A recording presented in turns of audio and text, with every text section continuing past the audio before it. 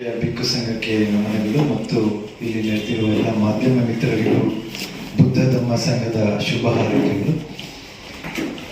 ಸ್ನೇಹಿತರೆ, ಕಲ್ಯಾಣ ಮಿತ್ರರೇ, ಬುದ್ಧಗಯ ಆಂದೋಲನ BT ಆಕ್ಟ್ 1949 ಏನು ಆಕ್ಟ್ ಇತ್ತು ಅದು ರದ್ದಾಗಬೇಕು ಮತ್ತೆ ಬುದ್ಧಗಯವನ್ನ ಬೌದ್ಧರಿಗೆ ವಹಿಸಿಕೊಡ್ಬೇಕು ಅನ್ನುವಂಥ ವಿಷಯದಲ್ಲಿ ಈಗಾಗಲೇ ಇದು 3ನೇ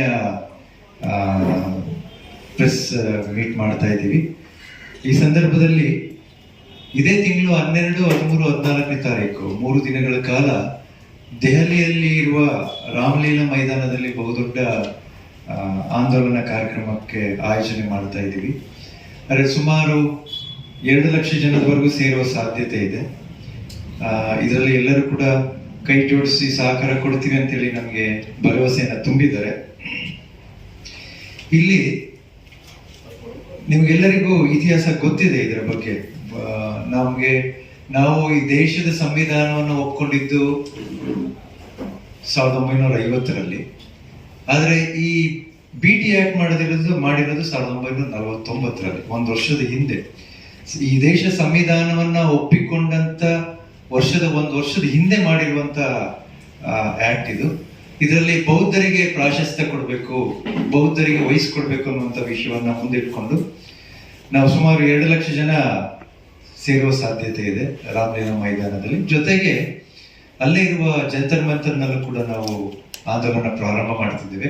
ಬಹಳ ಮುಖ್ಯವಾಗಿ ಕೇಂದ್ರ ಸರ್ಕಾರದ ಪ್ರಧಾನಮಂತ್ರಿಗಳು ಮತ್ತು ರಾಷ್ಟ್ರಾಧ್ಯಕ್ಷರಿಗೆ ಮನವಿಯನ್ನು ಕೊಡುವಂಥದ್ದು.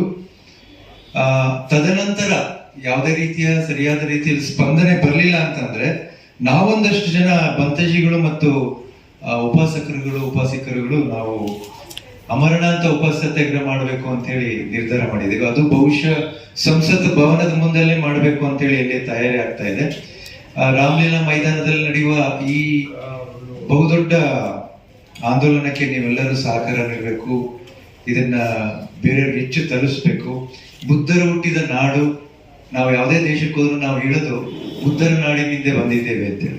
We came from land of Buddhas ಅಂತೇಳಿ. ಹಾಗಾಗಿ ಬುದ್ಧರು ಜ್ಞಾನೋದಯ ಪಡೆದಂತ ಬುದ್ಧಗಯವನ್ನ, ಅಲ್ಲಿರುವಂತ ಬುದ್ಧ ವಿಹಾರವನ್ನ ಬೌದ್ಧರಿಗೆ ವಹಿಸಿ, ನಮ್ಮ ಹಿರಿಯರ ಭಿಕ್ಕುಗಳಿಗೆ ಹಿರಿಯರಿಗೆ ವಹಿಸಿ ಅಂತೇಳಿ ಒಂದು ಆಂದೋಲನವನ್ನ ಮಾಡಬೇಕು ಅಂತೇಳಿ ತಯಾರಿ ಮಾಡ್ಕೊಳ್ತಾ ಇದ್ವಿ. ನಿಮ್ಮಲ್ಲಿ ಮನವಿ ಏನಂತಂದ್ರೆ ಈ ವಿಷಯವನ್ನ ಹೆಚ್ಚು ಜನಗಳಿಗೆ ತಲುಪಿಸಿ, ಮಾಧ್ಯಮದ ಮೂಲಕ ಈ ವಿಷಯನ ಹೆಚ್ಚು ಜನರಿಗೆ ತಲುಪಿಸಿ ನಮಗೆ ನಿಮ್ಮ ಕಡೆಯಿಂದ ನಮ್ಮ ಈ ಒಂದು ಆಂದೋಲನಕ್ಕೆ ಕೈಗೂಡಿಸ್ಬೇಕು ಮತ್ತೆ ಸಹಕಾರ ನೀಡಬೇಕು ಅನ್ನೋ ಜೊತೆಗೆ ಇದು ಒಂದು ಈಗ ನಿನ್ನೆ ಮೊನ್ನೆ ಪ್ರಾರಂಭ ಆದಂಥದ್ದಲ್ಲ, 1891ರಿಂದನೂ ನಡೀತಾ ಇದೆ. ಅನಗಾರಿಕ ಧಮ್ಮಪಾಲ ಅಂತೇಳಿ ಶ್ರೀಲಂಕಾ ದೇಶದಿಂದ ಬಂದಂತ ಬೌದ್ಧ ಭಿಕ್ಕುಗಳು ಅದು ಪ್ರಾರಂಭ ಮಾಡಿದ್ರು 1891ರಿಂದ. ಇಲ್ಲಿವರೆಗೂ ನಮ್ಗೆ ನ್ಯಾಯ ಸಿಕ್ಕಿಲ್ಲ. ಇದು ನಮ್ಮ ಅಂತಿಮ ಹೋರಾಟ. ಇದರಲ್ಲಿ ಬೌದ್ಧ ಭಿಕ್ಕುಗಳು ನಾವು ಒಂದಷ್ಟು ತೀರ್ಮಾನ ಮಾಡಿದ್ದೇವೆ, ಬುದ್ಧ ವಿಹಾರ ಬೌದ್ಧರಿಗೆ ಸೇರಬೇಕು ಅನ್ನುವಂಥದ್ದು. ಯಾಕೆಂದ್ರೆ 130 ವರ್ಷಗಳ ಇತಿಹಾಸ ಇರುವಂತ ಹೋರಾಟ. ನಾವು ಎಷ್ಟು ವರ್ಷಗಳ ಕಾಲ ಮುಂದೆ ಬರ್ತಾ ಇರೋದು. ಹಾಗಾಗಿ ನಾವು ಉಪವಾಸ ಸತ್ಯಾಗ್ರಹ ಮಾಡಿ ಇದನ್ನ ಹೇಗಾರು ಮಾಡಿ ಬೌದ್ಧರಿಗೆ ಇದನ್ನ ಕೊಡಿ ಅಂತ ಹೇಳಿ ಕೇಳುವಂಥದ್ದು. ಯಾಕೆಂದ್ರೆ ಯಾವುದೇ ಧರ್ಮ, ಎಂಥದೇ ಧರ್ಮವಿರಲಿ, ಯಾವುದೇ ಧರ್ಮ ಇದ್ರೂ ಕೂಡ ನಾವು ಗೌರವಿಸ್ತೀವಿ. ಅವರವರೇ ಧರ್ಮದ ಕೇಂದ್ರಗಳನ್ನ ಅವರವರಿಗೆ ವಹಿಸಿದೆ ಈ ಸರ್ಕಾರ. ಈಗಾಗಲೇ ನೋಡಿದಿರಿ, ಹೆಚ್ಚಿನ ದೇವಾಲಯಗಳು, ಚರ್ಚ್ಗಳು, ಮಸೀದಿಗಳು ಎಲ್ಲದಕ್ಕೂ ಅವರವರಿಗೆ ವಹಿಸಿದ್ದಾರೆ. ಇದು ಭಗವಾನ್ ಬುದ್ಧರು ಜ್ಞಾನೋದಯ ಪಡೆದಂತ ಏನು ವಿಹಾರ ಇದೆ, ಆ ಜಾಗವನ್ನ ಬೌದ್ಧರಿಗೆ ವಹಿಸ್ಬೇಕು ಅನ್ನುವಂಥದ್ದು ನಮ್ಮ ಮನವಿ, ಒತ್ತಾಡ. ಅದಾದ್ಮೇಲೆ ಕೊನೆಗೆ ಬೇರೆ ದಾರಿ ಇಲ್ಲ ನಮ್ಗೆ. ನಾವು ಬೌದ್ಧರು ಶಾಂತಿ ಮಾರ್ಗದಲ್ಲಿ ಹೋಗುವವರು, ಯಾರನ್ನ ನಾವು ವಿರೋಧ ಮಾಡೋದಾಗ್ಲಿ ತೊಂದರೆ ಮಾಡುವಂತ ಉದ್ದೇಶ ನಮ್ಗಿಲ್ಲ. ನಮ್ಗೇನಂತಾರೆ, ಇದು ಆಗ್ಲಿಲ್ಲ ಅಂತ ಬಂದಾಗ ನಾವು ಪ್ರಾಣ ತ್ಯಾಗವನ್ನ ಮಾಡೋದಕ್ಕೆ ನಾವು 10 ಜನ ಭಿಕ್ಕುಗಳು ತಯಾರಿದ್ವಿ. ಬೇರೆ ದಾರಿ ಇಲ್ಲ ನಮ್ಗೆ. 130 ವರ್ಷ ಇತಿಹಾಸ ಇರುವ ಈ ಹೋರಾಟಕ್ಕೆ 130 ವರ್ಷ ಆದ್ರೂ ಇದಕ್ಕೆ ನ್ಯಾಯ ಸಿಕ್ಕಿಲ್ಲ ಅಂತಾರೆ. ನಮ್ಗೆ ಅಂತಿಮ ಹೋರಾಟ ಅದೊಂದೇ. ಯಾಕಂದ್ರೆ ಭಗವಂತ ಬುದ್ಧರ ಕಾಲದಿಂದ, ಸಾಮ್ರಾಟ್ ಅಶೋಕರ ಕಾಲದಿಂದಲೂ ಯಾವ್ದಾದ್ರು ಕೆಲಸ ಆಗ್ಲೇಬೇಕು ಅಂದಾಗ ಬೌದ್ಧ ಭಿಕ್ಕುಗಳು ಹಠ ಹಿಡಿದಂತ ಎಲ್ಲ ನಿದರ್ಶನಗಳಿದೆ.